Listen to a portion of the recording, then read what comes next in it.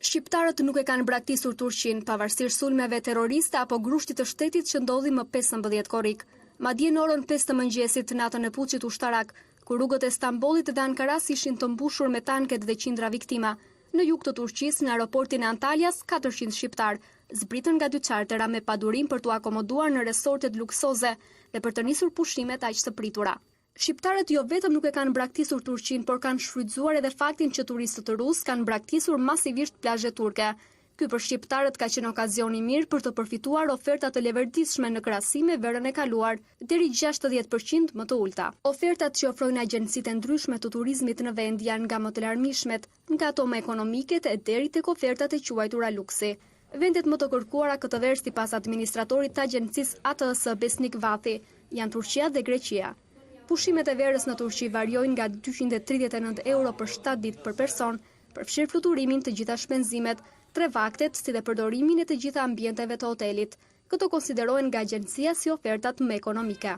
Shqiptarët nuk e kanë braktisur Turqinë. Në Turqi kanë vazhduar fluturimet charter pa ndërprerje. Ngjarjet e fundit, kjo pati efekte që në fillim të vitit ofertat për në Antalya kanë qenë me zbritje, oferta speciale pasi hotelet ishin në mungesë të turistëve rusë. Veçanse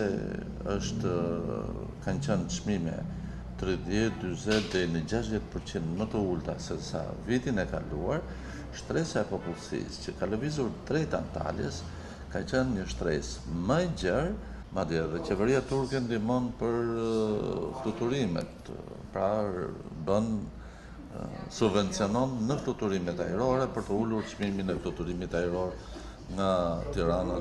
Përveç Turqisë dhe Greqisë, për këtë sezon ka pasur kërkesa edhe për Spanjën, Karajibet apo Maldivet, por në numër më të vogël. Në kohën që shumë shqiptar kërkojnë të shpëtojnë vapës përvoluese të fundkorrikut duke zgjedhur Bregdetet e vendeve të tjera, ka mjaft turistë të huaj të cilët kanë zgjedhur Shqipërinë si destinacionin e verës për të njohur edhe me kulturën dhe traditat e vendit tonë. Një turist amerikan që takuam përpara piramidës, Mike Parker, thotë se do të vijë sërish në Shqipëri. It's very interesting, actually. I think coming here and not knowing really anything about it, it's been very interesting for me to learn. Tirana është interesante. Nuk dija asgjë për vendin tuaj. Në rinin tim e kam dëgjuar histori nga periudha komuniste, por mezi pres të shikoj rivjerën tuaj apo malet në veri. Shqipëria është vend i leverdishëm. Vetëm për 3 ditë un kam shpenzuar më pak se 100 euro. Kur të shkoj në Amerikë, do i them edhe miqve të mi të vinë edhe ata.